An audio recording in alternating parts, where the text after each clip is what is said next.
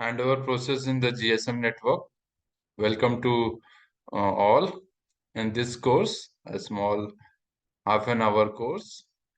In this course, we will discuss the handover process of GSM network, ensuring the seamless connectivity in the mobile network, GSM mobile network. And in this course, actually, objective of this course is we will discuss the need of handover, why the handover needs in the GSM network, and then the process of handover network, what are the process involved in the handover process in the GSM network, and then details of steps involved in the handover, we will discuss in the detail, and then the handover strategy on which the handover decision take place and at the site of BSS or MSC. At the last, we will discuss the types of handover in this course. And after completing this brief course, we have a one quiz, small quiz. After that, it will complete course of the GSM mobile network. The GSM handover process, basically it is a mobile assisted techniques for accurate and fast handover. What it means, mobile assisted technique. Mobile assisted means uh, the mobiles actually measuring the reports, no? Measuring the parameters, RX level, RX quality, basic, okay, and uh, surrounding neighbors RX level they measures and send at a regular interval of time. On the basis of that, the handover decision take place in the BSS, right? That's why it is known as the mobile assisted technique. And it enables actually to maintain the user connection link quality, and also it manages the traffic distribution, or we can say the uh, traffic balancing, na? Load balancing, we can say load balancing between the different cells. Higher traffic cells hand over some of the traffic to the lower traffic cells so that they can balance the cells among the BSS. And seamless, it also provides the seamless mobility between the cells. Seamless mobility means when you just move from one cell to another cell, the seamless handover take place and call connection quality could be maintained.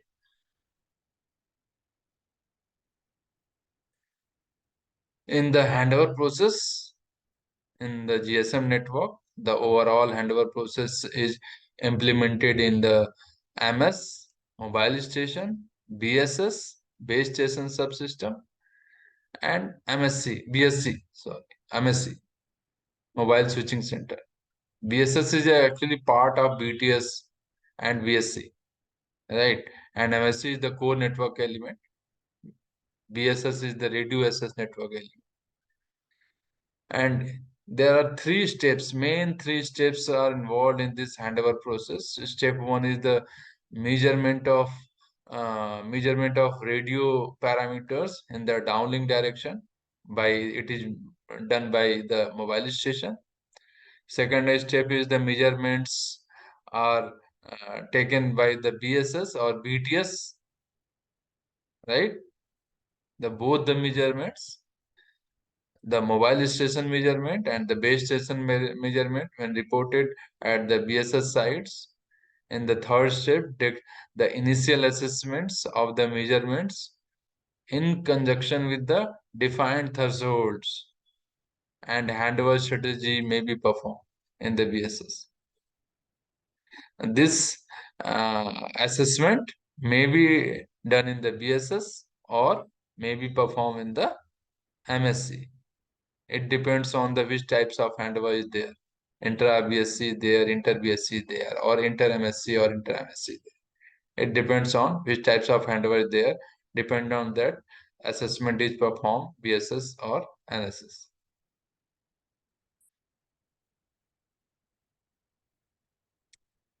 The MS assists the handover decision process by performing the certain measurements, right?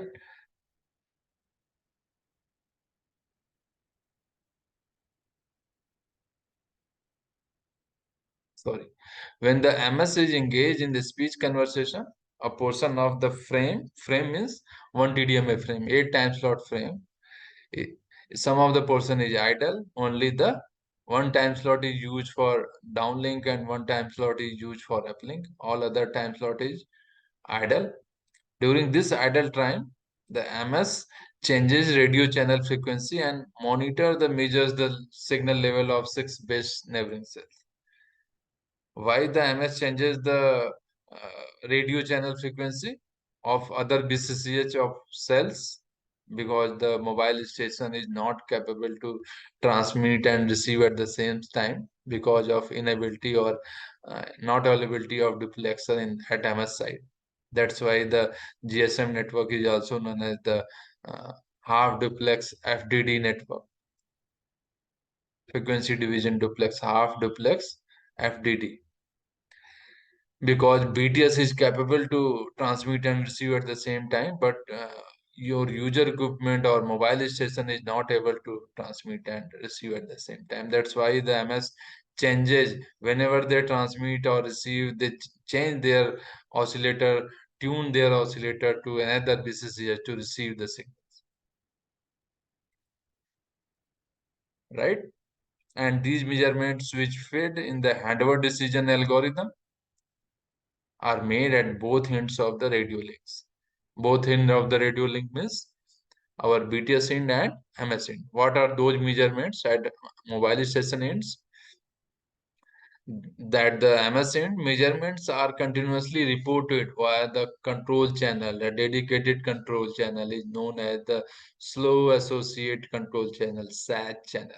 It is the well-known logical channel that is used to report the measurement from MS to BSS and BSS to MS, right? It is a bidirectional channel, uplink as well as downlink. So MS measurements include the serving cell RX quality, serving cell RX level, and six base neighbor RX level only, not RX quality, it have RX level only. The MS also decodes the basic of the six base neighboring cells. Basic of the six base neighboring cells. Basic is the base station identification code. At the BSS side, BTS inside of the radio link, it measures the uplink quality of the signal, uplink receive level, and also measures the distance between MS and BTS side distance, or we can say the timing advance value. Other than this measurement, some of the additional consideration is taken place in the MSBSS. That is the RF transmit output power of the mobile station. Okay, the power budget is also considered in the handover decision. Why it considered? To save the power of the mobile station. To save the power of mobile station. If the MS can be served by a neighbor cell at a lower power, right? If MS can be served by a neighbor cells at a lower power than the serving cell, the handover is recommended. Okay, that is this types of handover is known as the power budget handover. And some handover I have already discussed, that is the load balancing type of handover. Na? When the BSS balance their load between the different among the cells, na? The handover may be considered during due to loading or congestion condition. Okay, these are the some additional consideration other than the measurement of RX level, RX quality, interference, and all those things. So during handover process, some of the measurement, how they are reporting, what are the SAG period, we will discuss in this slide. During the conversation, MS only transmit and receive for a 1/8 of the time. That is the duration of one time slot in each frame. Okay, the during its idle time, what MS does, actually MS switches to BCCH of surrounding cells and measures its signal strength. The signal strength measurements of the surrounding cells and the signal strength quality of measurement of the serving cells are reported back to the serving cell via SACH logical channel on the SACH logical channel. And this information is evaluated by the BSS for use in the deciding of handover. This reporting is basis of MS assisted handover. Right? This one is the this slide shows actually how the measurements during an idle time period take place, or what are the offset between uplink and downlink time slot, because the mobile station is not capable to transmit and receive at the same time. That's why there is a 3 time slot offset is standardized by the HC. Right, we can see the downlink frame and uplink frame 1 and 2, that is the downlink. One is the downlink, two is the uplink, both having the 3 time slot different. And during the uplink and downlink time period, the 3 time slot they are using the this idle period for measuring the one of the neighbor cells, right? And during the idle frame, that means the 26th frame of the frame multi-frame traffic channel multi-frame, MS reads the basic on the synchronization channel. Synchronization channel, one of the logical channel used in the network to transmit the identification code of the base station. This one is slide shows the total reporting period. What are the reporting period? SACH reporting period. We can see here the 26 frame multi-frame in our previous course. GSM frame structure, we can see this, the frame structure of the traffic channel in the active state, that is the 26 frame multi-frame. This frame multi-frame period is repeated, right? On those, you can see here the 12th of the frame, from 0 to 12th. 12th burst is the SACH, and 12th burst in the SACH frame, that is the one burst. We can see here the one burst cannot decode the complete message. We require the 4 consecutive burst, SACH burst, to decode the complete message. That's why for receiving the consecutive 4 SACH burst, how many multi-frame required? 4 multi-frame. 426 frame multi-frame is required for traffic channels. That means how many total number of frame is required? 104 frame is required to decode the complete message, SACH message. That is the reporting period. Reporting period is the 480 millisecond. 480, how it will comes? We multiply 104 frame into 1 frame period, that is the 4.615 millisecond. Right? Now we can see here the how the number of neighbors is optimized, why it is less number of neighbors is required, or it is suited for the accurate measurement reporting. In one SACH multi-frame, there is a, I have told you, 104 frame TDMA frames in total reporting period. In total reporting period, 100 TDMA frames are used for the receive signal strength and 4 frames are idle, right? If the 25 neighbors are defined in our BSS, then it means total how many samples it comes? 25 neighbors per neighbors.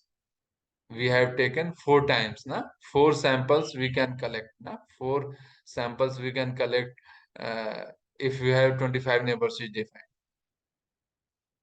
Right? This produces a very less accurate value. Our measurement is not accurate in the case of less number of sample is there of any neighbors. But if you define less number of neighbors in the BSS, then the number of sample value is higher. It means the measurement value is more accurate.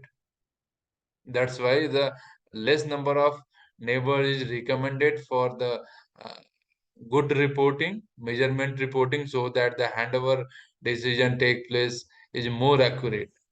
their algorithm and everything is more accurate if we define the optimum number of neighbors, 8 to 10 neighbors. If we define, it will be good, and their value, or you can say average value of the parameter is accurate. Next one is the in the during the handover process, one of the important term is the interference on the idle channel, right? The MS has omnidirectional antenna.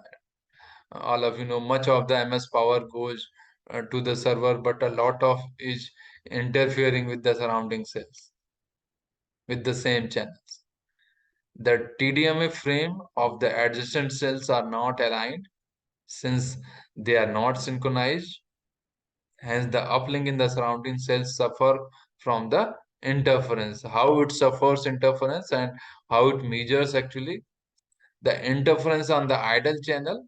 Keep measuring, BSS keep measuring the uplink interference on the idle channel, and during the 104 times in the one size frame, these measurements are average out to produce one figure. One figure means they index the value, interference index value from band 0 to band 5, band 0, band 1, band 2, band 3, likewise to band 5, right? These are the different level of the interference that BSS measures the interference on the uplink, right? On the basis of this band 0 to band 5 interference level, they are allocating or scheduling the time slot. BSS is scheduling the time slot to the user on the basis of this interference level, band ICM band 0 to 5. And the it schedule the best channel first and the worst channel the last. That is the scheduling, how the time slot is scheduled by this measurement report, interference uplink interference measurement reports on the idle channel.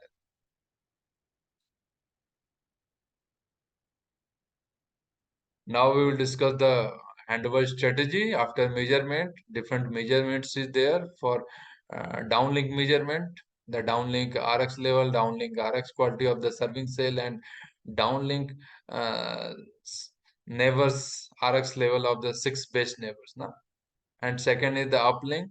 BSS measures the RX level of the uplink and RX quality of the uplink, and also it measures the MSBS distance and interference level in the unallocated time slot. This is the ICM band 0, ICM band 2, 3, 4, 5.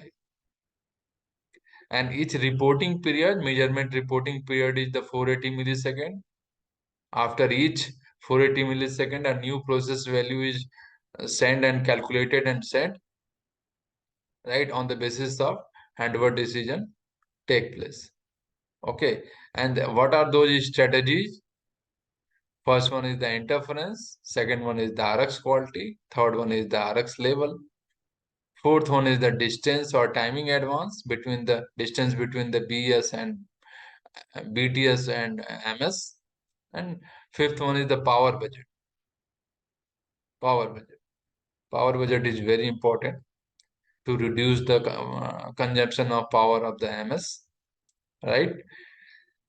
The power budget, it is used to save the power of MS. Timing advance, it ranges from 0 to 63. One timing advance value, if we calculate this, it will become the 500 meter approximate.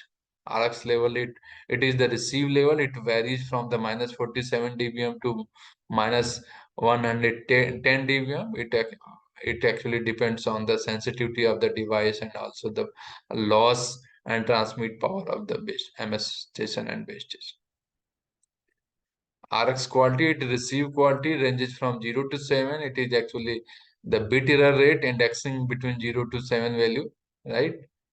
Mapped bit error rate to the RX quality, and it index from 0, 1, 2, 3, 4, 5, 6, 7. 0 is the best, means least error, and 7 is the worst because it's having the highest error.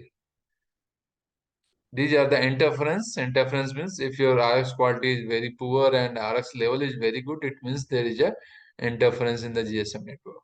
Co-channel interference in the network. So these are the some uh, strategy by which the BSS takes the decision of handover.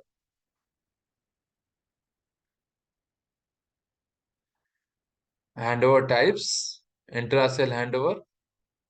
Now we will discuss the four types of handover types, how the intra-cell, intra-BSc, intra-MSc and inter-MSc. Right. The handover take place in the same cell from one time slot to another time slot. The same carrier or the different carrier of the same cell, that is known as the intra-cell handover. It is basically causes of the interference that triggered only when there is a high interference. Second one is the intra-BSc, when the different BTS are connected, or you can say controlled by the same BSc, but handover between one BTS to another BTS. That is known as the intra-BSc handover. Right? Intra-BSc or inter-BTS, we can say that. Na? Now we can say inter-BSS or inter-BSc handover. Or we can say, though both the BSc are connected to the single MSc while switching sensor, that's why it is a MSc handover. Intra-MSc handover. Call is handed from time slot 3 of cell 1 to time slot 1 of cell 2. Both the cells are controlled by the different BSc, but it handles by single MSc. That's why the decision or assessment is done at the MSc level in these types of handover, intra-MSc handover types of scenario. And in this case, inter-MSc handover, we can see here the MSc1 is connected to MSc2. In the GSM network, there is no interface defined between the one BSc to other BSc or one BTS to other BTS, right? Only the MSCs are connected with each other. When intra MSC handover is defined, then means MSC is involved, and MSC take the decision to give the handover from one MSC to another MSC, right? The handover take place between different cell which are controlled by the different BSc, and each BSc is controlled by different MSc. These are the some different types of handovers, and I have discussed all those measurement reporting period, and uplink and downlink measurement report, and some additional consideration, load balancing, and our power budget handover. These are the some strategies on which the handover take place, right? And this is the, I think, all complete this course, and these are the abbreviation, right? MS, BSS, MSc, RSS, SH, BSc, BTS, BSc, and SCH.